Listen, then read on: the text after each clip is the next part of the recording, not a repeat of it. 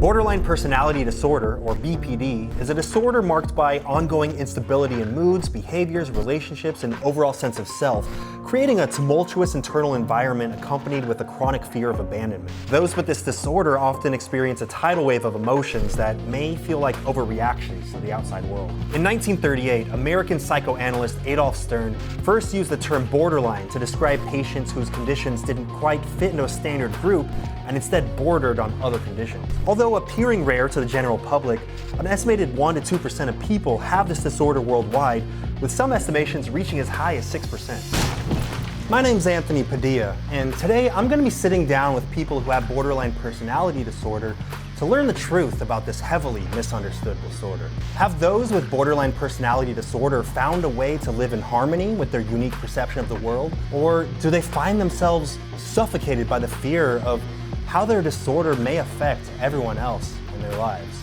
Is living with BPD a completely manageable hurdle that goes almost unnoticed in most cases? Or are the effects this disorder has on every facet of daily life monumental and outright psychologically paralyzing?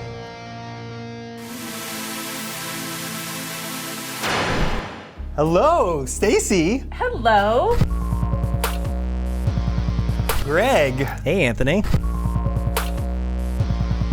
Sarah. Hi, how are you?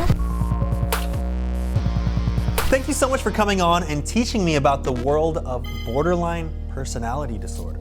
Well, thank you for having me. It is a wild one. So what do you consider yourself? A borderline personality disorder survivor? Simply just borderline? That's what I'm saying, I'm borderline. Just someone with BPD. If you say borderline and use it as an adjective, I will accept that. Can you explain what having borderline personality is like? Like sort of you're standing in an empty swimming pool and then all of a sudden it just fills with water and you're anchored to the ground and you have no warning, and that's pretty much how my emotions hit me all at once. It's like everything's turned up to 1,000, but you have no opportunity to opt out. So it's kind of like suddenly you'll have this overwhelming feeling of whatever emotion it is, just like amped up to infinity. It's like going over the top of a roller coaster suddenly and your whole heart just like drops and you have no control. So it's just this extreme reactivity where your moods are very dependent on not only what's happening around you and what other people think of you, but what you think other people think of you. Like you can be in a perfectly fine mood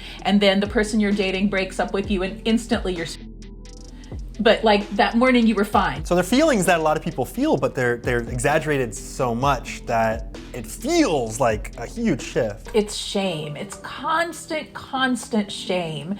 And the more of these experiences of losing control you have, the more it compounds the shame. Like you're the flaw. You are walking guilt. You're so infected by these things you can't keep from getting in. I frequently go through bouts of depression for what I feel like is no reason. And I tell myself, you know, that logical side of my brain is like, you have no reason to feel this way. This isn't justified. Like all you have to do is have a better perspective, and all these things that I know that I would say to someone if they came to me with the same problem, I could say to myself, but then I feel shame because I can't stop feeling whatever that feeling might be, that sadness, and I can't make it go away. So then I'm just internally beating myself up, and that makes it that just exaggerates that feeling of guilt and sadness even more. Yeah, absolutely. That's exactly what it's like. Can you recall any big moments in your life that were clearly shaped by BPD? I was dating this guy who was also an author, and he had a book coming out, and he broke up with me. And these tumultuous romantic relationships are a big part of BPD. So I went to Barnes & Noble one night, absolutely not with the intention of doing this. I just went to Barnes & Noble to go book shopping. And there on the shelf was his book. And it was like this fire of rage lit inside me. And this is really funny and ridiculous in retrospect. Okay. I started ripping the covers off of his book. And then someone working there saw you doing this, or? Security cameras, like, hello. I didn't go to an independent bookstore, I went to Barnes & Noble. As I was walking out the door, a security guard grabbed the strap of my bag and pulled me back in. So I ended up getting arrested for defacing property. And you literally ripped off the faces of the books. That's just too much. I can't handle Yeah, that. no, That's I too know. much. I'm very literal.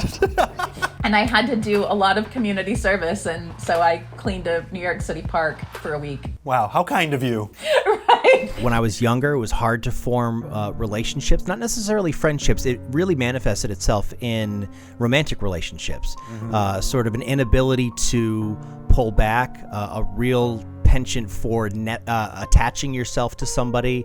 I remember my very first girlfriend in high school. We would be apart that all I would want to do is text and text and text and talk and call. And what's she doing? Is she with somebody else and texting? And there was a day where she just stopped texting, and that is where you just lose it, because again, that's abandonment in a nutshell. I was going to a private school at the time, and I went to campus and found her and threatened to kill myself if we weren't together.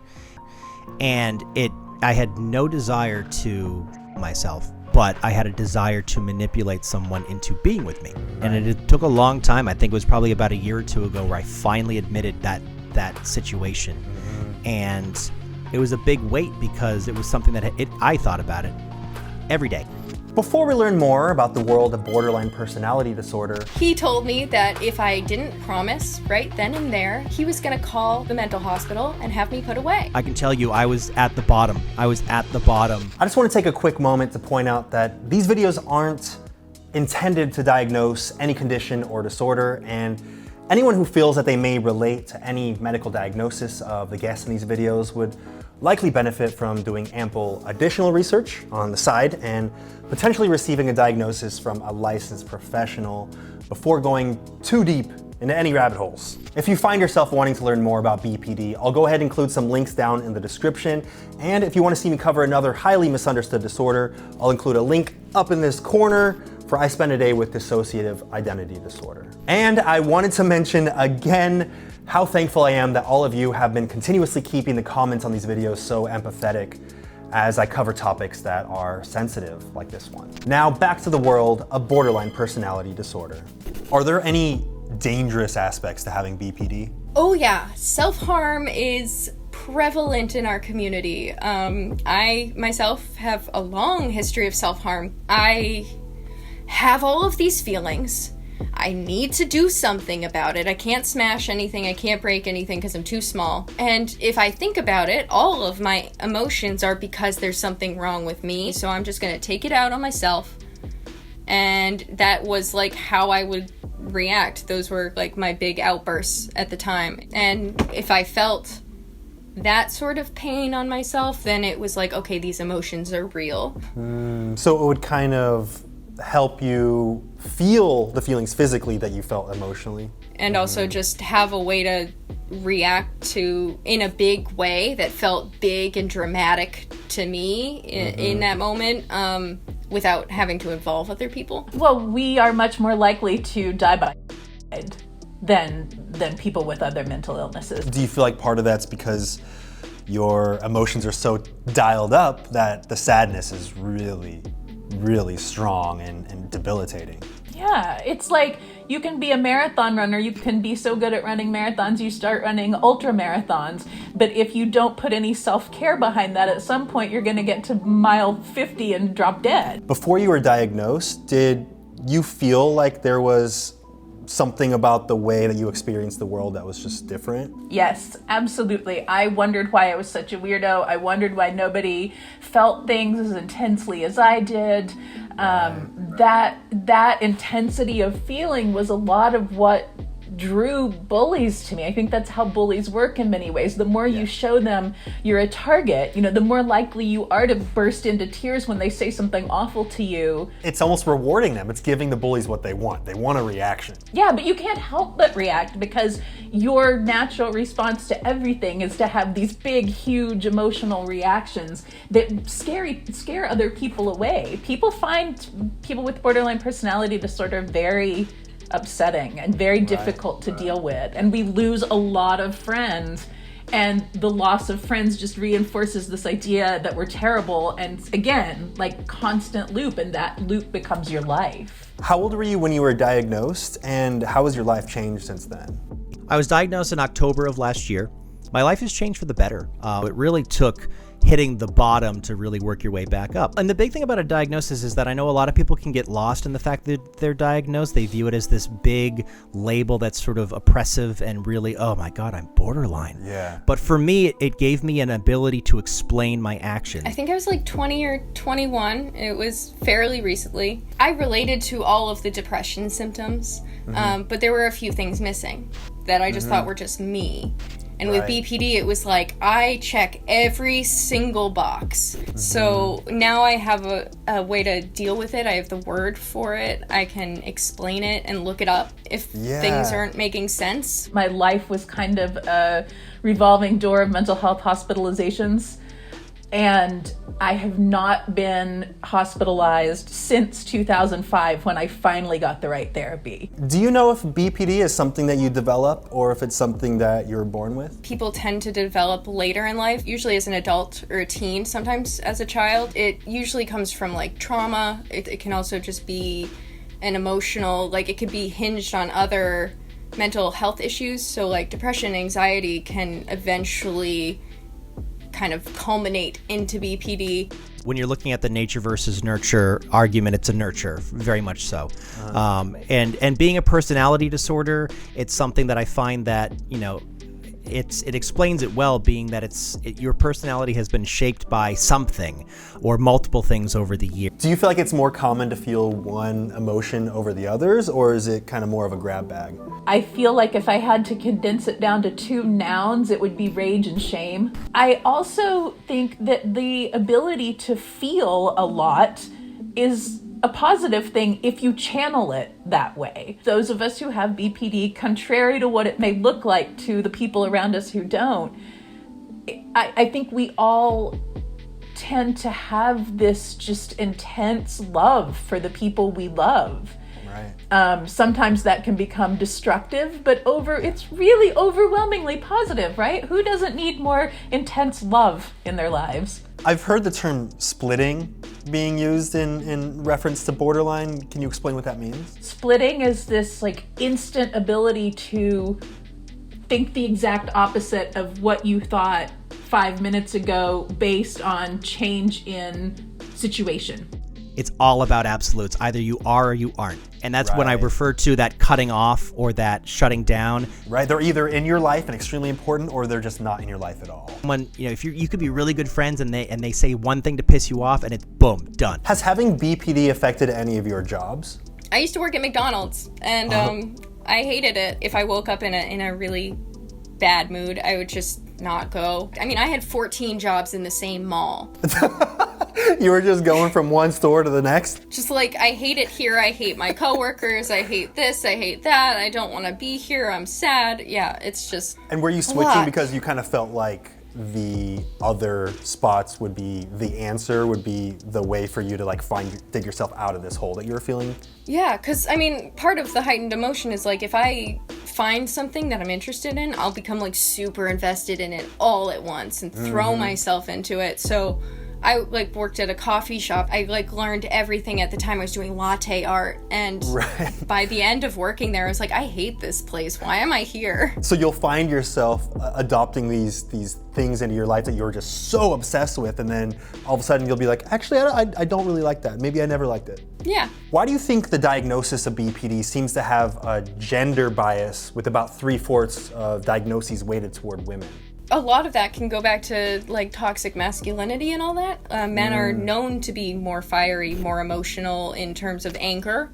And for women, stereotypically, women tend to be more emotional in terms of sadness, like longing, that sort of stuff. It's less outright. So when a woman with BPD is acting like that, it's a little bit more obvious, I think, for a lot of mental health professionals, as opposed to with men, a lot of their emotions just get ignored, or just sort of like, oh, well, you're a guy, you'll get over it. I feel like men are told that they should suppress their emotions if they have them, and if they have them, certainly don't talk about them.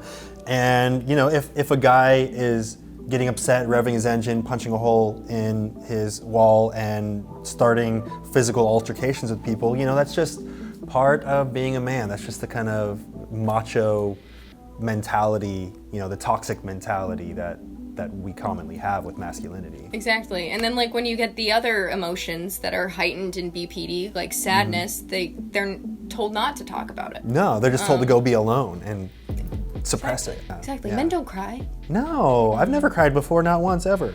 Never.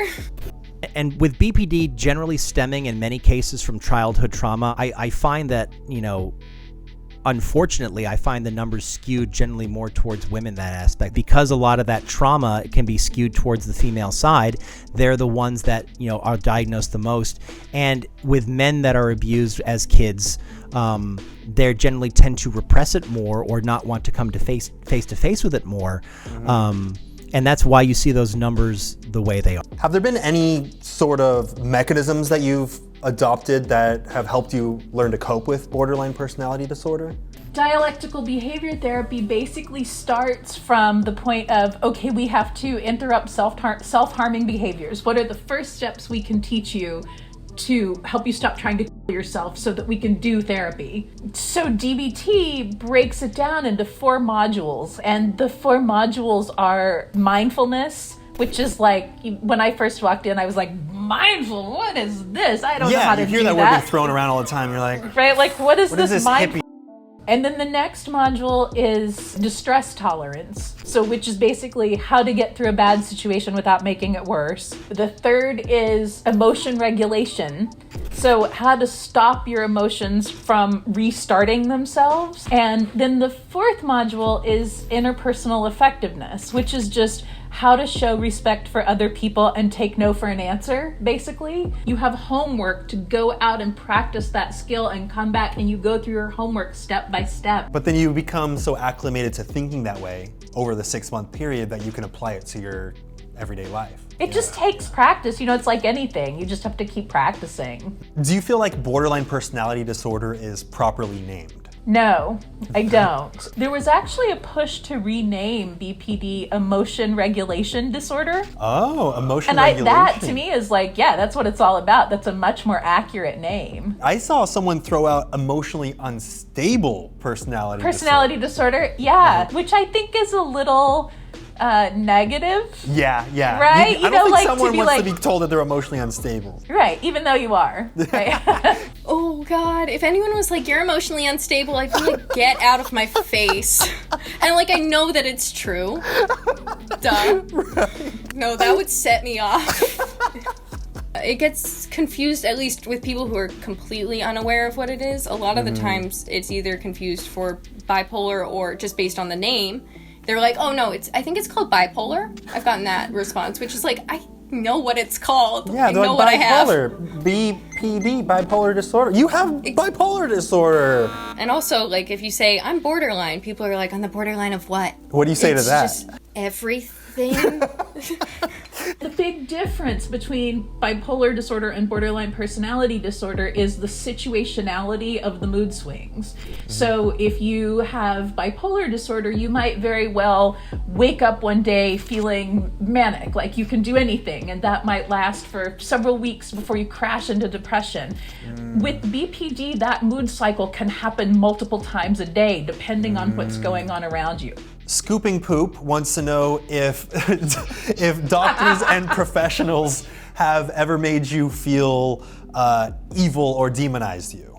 Oh yeah, there are therapists who still to this day just won't treat people with BPD because they don't want to take on that kind of I can't tell you how many having BPD is just like a long series of destroyed relationships in many ways, and there are therapists who just don't want to deal with us. People with BPD already have that fear of abandonment, and then to throw on top the person that you trust to not abandon you, a therapist, to get abandoned by them, that's gotta be horrifying. It's gotta be terrible. It is. I had a therapist who I loved. One day I opened up about the fact that I had been cutting myself, and I was reaching out sort of like, I want to know how to cope with this better since I know that I need to cope with this. He told me that if I didn't promise right then and there that I would never do it again, he was going to call the mental hospital and have me put away. He's betraying your trust. I don't know if this is the worst it's ever going to be, and I can't promise that I'm not gonna turn to that later on, because that's been my coping mechanism for so long. He was steadfast in, nope, you're gonna go away if you ever do this again. So I went to my parents, and thank God they sided with me and were like, okay, we'll get you a new therapist, that's fine. But it like completely traumatized me, and a large part of why I was out of therapy for so long and didn't get a diagnosis for so long was because of that interaction. It made me terrified. Even if that therapist did have good intentions, and maybe they were like, I'm just gonna say this thing because then she'll promise that she'll never do it again and all is better. Like, that's not an actual way to help someone, especially someone who's experiencing the world in the way that you are. Yeah, it really messed with me. It still messes with me to this day. Julia says, how they keep their relationships, because I can't. I have the same question. My longest relationship was a very abusive one, and that was horrible. So for me, I have not figured out the relationships part. So Julia, if you do, please let me know. We got an open forum here, okay? If you have figured it out, let us know in the comments below. I am an expert in destroying relationships, so let me tell you, especially coming from someone who had to end an engagement last year. Right. It's something that the biggest mistake that most people make having BPD in a relationship is that you feel like that other person is your end-all be-all. Relationships are a partnership, and if you come in as 1/3 of a puzzle piece and you think they're the 2/3, you are going to do incredible damage, because you cannot use them as a crutch like that. So the first thing I would say is get comfortable with yourself, come to terms with yourself, build your social network. Just because you're learning the skills doesn't mean everybody else is. Yeah.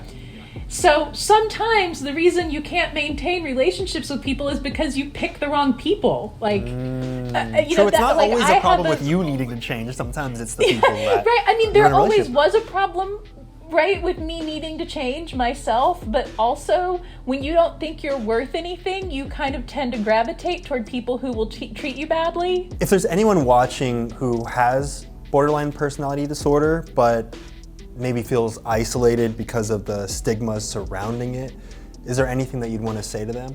I can tell you I was at the bottom. And it's taken me, almost a year, but every day is a new day, and you can always get better. You're not incurable. You're not untreatable. You have a disorder that is difficult to treat, but there are many people who have come before you who have been successful at it, and you can too. What is it about having BPD that brings you the most joy? Is that I feel like I beat it. You understand it now? Yeah, and when I say beat it, I don't mean beat it as in it's gone. I learned to manage it, and it feels so good to have been diagnosed and come out of it for the better. That it allows me to help keep other people from themselves now. They help me keep other people alive. And to me, that's the most valuable, important thing I've ever done. I actually have a parting gift for you, a Best Interviewer shirt, which you could get at padillashop.com, but for you, Sarah, I will ship this to you. Awesome. For free. Are you sure I'm the best? Are you not just saying that? I'm totally not just saying that. Can you validate Totally me? 100% validated. You are the best. You're good at this. Thanks. All right, you got 5 seconds to shout out or promote anything you want directly into camera. Go. I'm going to go with the Brain and Behavior Research Foundation. They do a lot of really great work with personality disorders and can really use your donation. Follow me on Instagram at Sarah McGonigal. Follow me on Twitter at GothSpiderBitch. And I also would love if everyone donated to the Coalition to Stop Violence Against Native Women. ActiveMinds.org. We are changing the conversation about mental health on college and high school campuses across North America. Please subscribe to Anthony's channel, or I will probably lose my mind and break something.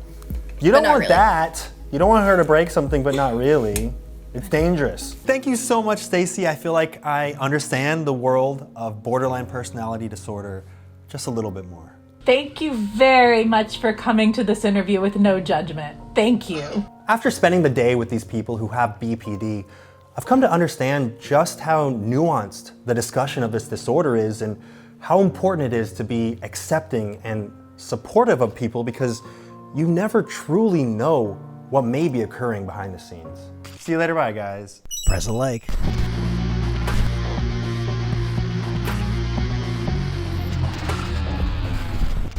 Well, everyone feels things. Everyone's insecure, and it's like, yeah, everyone is.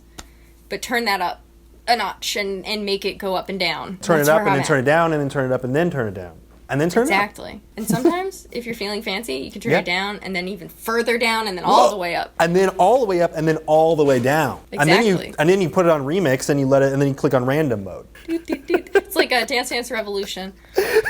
Your emotions are a Dance Dance Revolution game. That's a really great way to describe it. Oh my god. The Wikipedia page is going to be changed after this. You know what? And my job here is done. Goodbye. There we go. He's figured it out.